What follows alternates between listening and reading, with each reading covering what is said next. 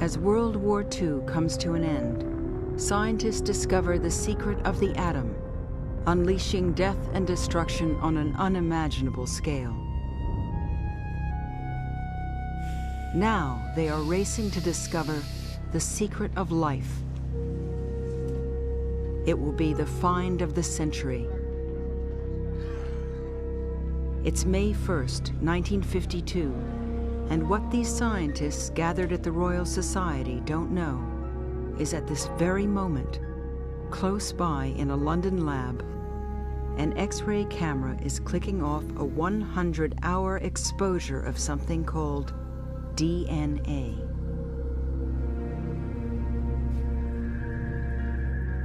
When developed, this photograph will reveal the structure of DNA and the key to understanding how the blueprint for all life on Earth is passed down from generation to generation.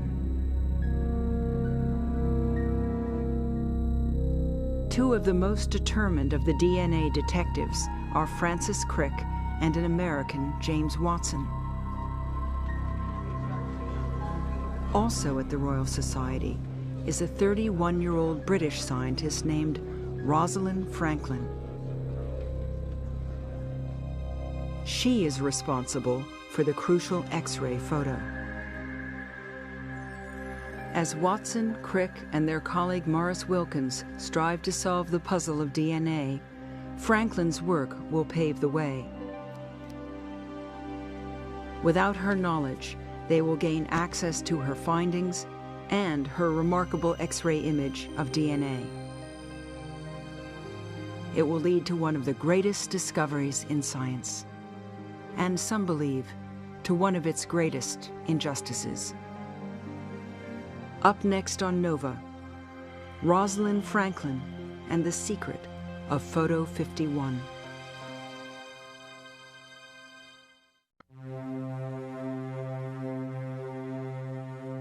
In 1962, a Nobel Prize is awarded to James Watson, Francis Crick, and Maurice Wilkins for their groundbreaking work on DNA.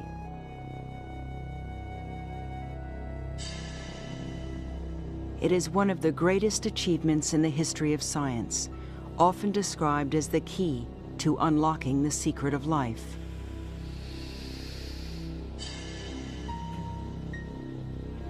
A few years later, James Watson publishes his personal account of the discovery. In The Double Helix, this slim, best-selling book, he depicts a race to determine the structure of DNA and introduces a little-known scientist named Rosalind Franklin. I don't think anybody would have heard of Rosalind Franklin. I certainly wouldn't have written the book unless James Watson in 1968 had written The Double Helix. But in it, there's this character, the terrible Rosie, this bad-tempered blues-stalking who hoarded her data, who wouldn't let the men see it, you know, and lashed out at all of them. They were all terrified of her. And it really makes the whole story go. Watson's casting of Franklin as villain works as a literary device. But who she is in his book and who she was in real life are quite different. And, unfortunately, Franklin wasn't around to defend herself. She died at the age of 37, a decade before The Double Helix was published and became a bestseller. When The Double Helix was in rough draft, Harvard University Press, which was planning to publish it, asked that all those so candidly mentioned be given a chance to read it. And they did, and Wilkins and Crick, above all, but not only, objected most strongly. As Francis Crick wrote to Watson, "Your book is misleading and in bad taste. It does not illuminate the process of scientific discovery. It distorts it." Maurice Wilkins complained that the book was unfair to almost everyone mentioned, except Professor Watson himself.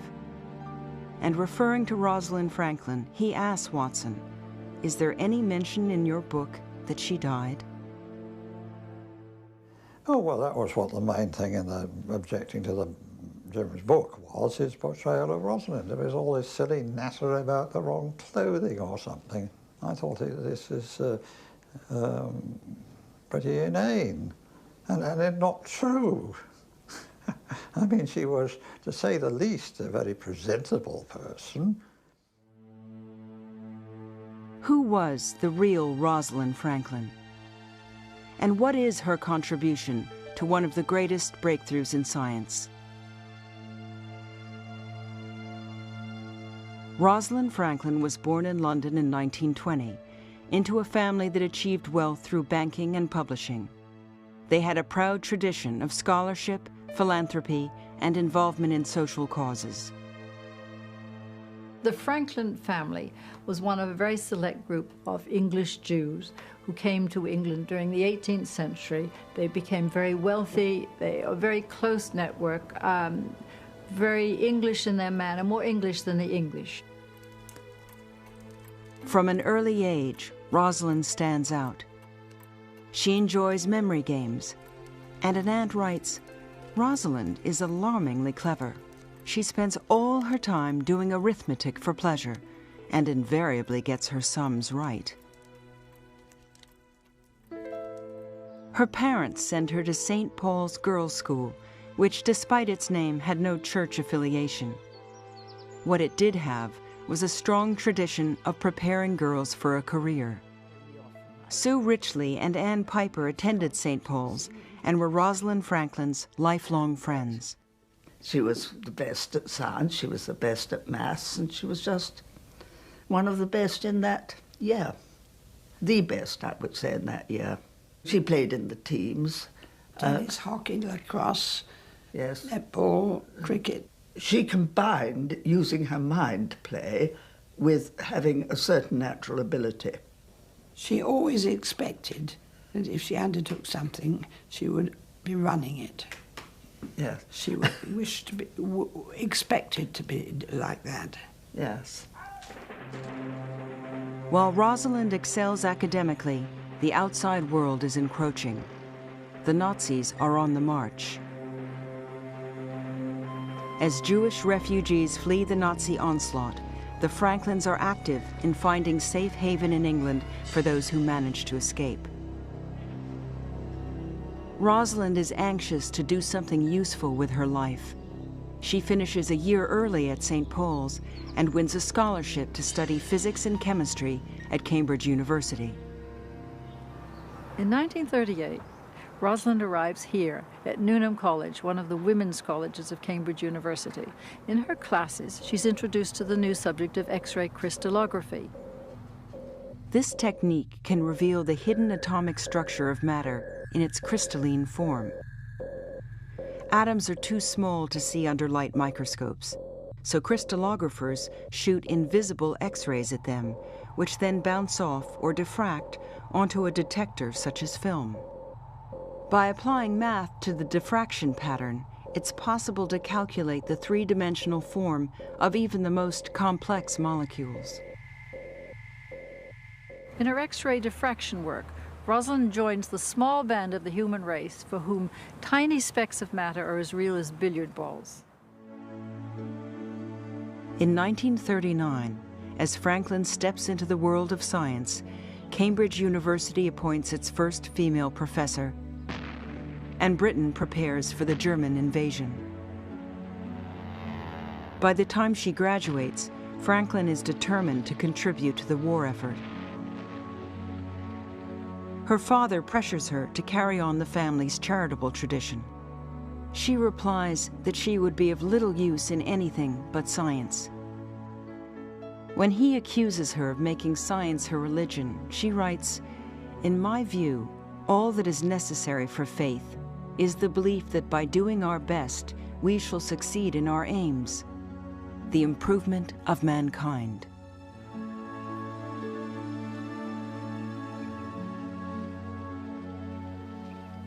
Cambridge really did for Rosalind everything that a good university should. It gave her a profession, a philosophy of life. It enabled her to distance herself from her parents. She emerged a mature, socially and politically aware individual, and she was ready to become a working scientist. She joined the war effort doing research on coal. Her experiments led to a better gas mask, a valuable contribution to England under attack. She published 5 landmark papers, still cited today, and she was awarded her PhD. When the war was over, her experience earned her the job offer of her dreams, a research position in one of the best labs in Paris. One of her closest colleagues and friends at the laboratoire is Vittorio Luzzati, here in a restaurant that Rosalind enjoyed. She loved Paris. She loved life in Paris. That was quite clear. She was very happy here. She took a flat on a little street behind the Church of Saint-Sulpice in the 6th arrondissement. She wore the latest in Paris fashion, Dior's new look for the new woman. She shopped in the fresh air markets and took great pleasure cooking for her friends. She walked to work along the Seine, passing in the shadow of Notre Dame to the Laboratoire Central at 12 Quai Henri IV. It was here, in a collegial atmosphere, that Franklin perfected her techniques of X-ray diffraction. She had just a feeling for the work, for experimental work. She loved it. She loved being in the laboratory. And a lot of people who are very, very good scientists, and even very good experimental scientists, view that as drudgery that they have to get through to get an answer, whereas she actually loved the process of science. Franklin was gaining an international reputation, speaking at conferences and publishing in professional journals. An avid hiker, she took trips with colleagues to Norway, Wales, and the Alps. Her research was not without its risks. Lab workers were periodically checked for overexposure to X-rays. And when Franklin exceeded safe levels, she was upset that she had to stay away from the lab for a few weeks. After 4 years in Paris, she faced a decision. Should she stay in France or return home to England? She asked the advice of Dorothy Hodgkin, a renowned crystallographer and one of only 10 women to win a Nobel Prize. And it was Dorothy's advice that it was time for her to make up her mind, and if she decided to have her scientific life in England, he should go back. And she left reluctantly. She was not very happy to leave Paris. I think that a decision she had to make, and it was to some extent a cruel one. Franklin is offered a position at King's College in London, a highly prestigious research center. She is hired by J.T. Randall, the director of the biophysics labs, to create an X-ray diffraction unit to investigate the structure of proteins. She accepts the offer, but writes to a friend, "To change the banks of the Seine for a cellar on the Strand seems to me quite insane." But as she is leaving Paris, she receives a letter from Randall, shifting her focus from proteins to the little understood substance called DNA. Rosalind Franklin is 30 years old as she unwittingly enters an undeclared race to unravel the secret of life.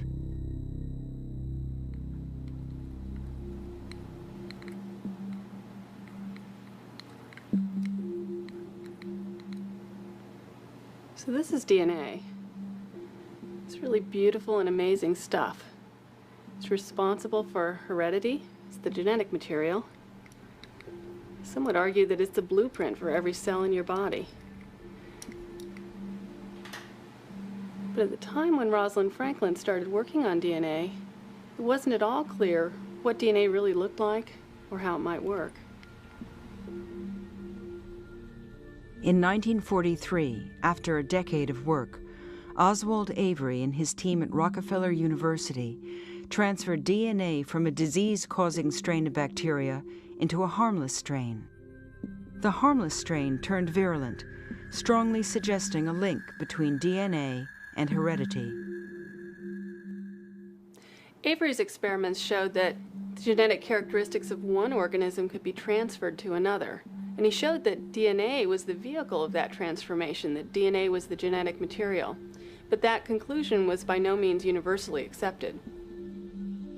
DNA was thought to consist of sugar and phosphates in long chains of some unknown shape. It also appeared to have just 4 other chemical ingredients called bases. But how could such a simple molecule be responsible for the diversity of all life on Earth? Some believed that discovering the structure of DNA would lead to an answer. That was Franklin's assignment when she arrives at King's College London in January 1951.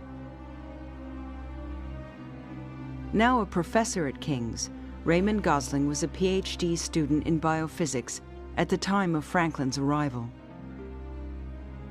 When I first came in 49-50, what there was a bomb crater, remains of the Second World War.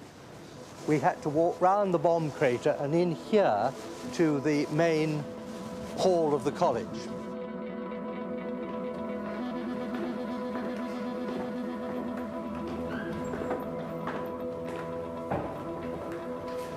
Now, our physics department was down that end of this corridor. Right at the end was a lab that Rosalind and I did the X-ray diffraction in. Yes, now this is quite close to what it was actually like. This is about the size of the room, and as you see, it's right in the basement. So that gives you a sort of taste to the bowels of the earth type environment in which the early work was done. Despite the war-ravaged facilities, King's College was the place to be for DNA research. Maurice Wilkins had his office just through these doors in those days. Maurice Wilkins, a physicist fresh from the Manhattan Project, took some of the first X-ray diffraction images of DNA here. He had to improvise at every step to cope with the lab's antiquated technology. Maurice came over and had a look at what I was doing, and we decided that, of course, this was a dreadful, leaky object. And he thought for a bit, then took a condom out of his pocket and said, "Here you are, my boy, poke the collimator through that." And so we did. Franklin quickly adjusted to the physical limitations of the lab, but not to the segregated boys' club culture of King's College. She was not happy in King's College. And all what she told us about it was almost incredible. I mean, the fact that they have a common room, a lunch place, which was forbidden to women. I mean, it sounded unheard. I mean, it was absurd to us. And it's not the kind of life we would like to have anywhere, to be forbidden a place because you are a dog or a woman or a Jew. To make matters worse, there was confusion over who was in charge, Franklin or Maurice Wilkins.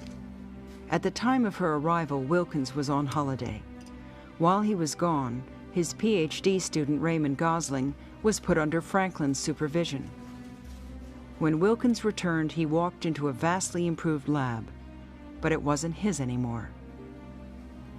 He lost his lab and his PhD student, and Rosalind Franklin, whom he thought was going to be his assistant, turned out to be better trained and already working independently. When he checked in on her progress, he was rebuffed. She just said, "Go back to your microscopes," which bewildered me. What the hell's she on about? So we had a very stressful aspect which did not help joint work in our laboratory as a result. The stressful relationship between Wilkins and Franklin arose from a miscommunication that originated with the director of the lab, J.T. Randall. Well, here we have copies of Rosalind Franklin's working notebooks. Sir Aaron Klug, Nobel Prize winner and former president of the Royal Society, was Franklin's last collaborator.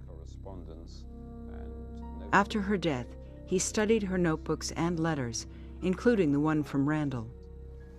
And in December 1950, he writes her a letter, and I quote, "This means that as far as the experimental X-ray effort is concerned, there will be at the moment only yourself and Gosling."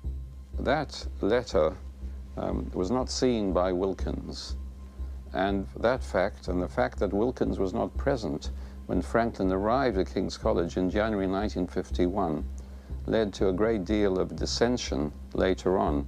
She thought that she was an independent researcher, and Morris thought that she was his assistant, right? And that was a misunderstanding. The responsibility of that misunderstanding lies in Randall's hands. Perhaps Morris Wilkins could live that kind of ambiguous situation more easily than Rosalind would. She didn't like those kind of unclear situations. The situation was inflamed by a basic personality clash. Franklin, articulate, passionate, and always up for a good debate, and Wilkins, soft-spoken, deliberate, and shy, just couldn't get along.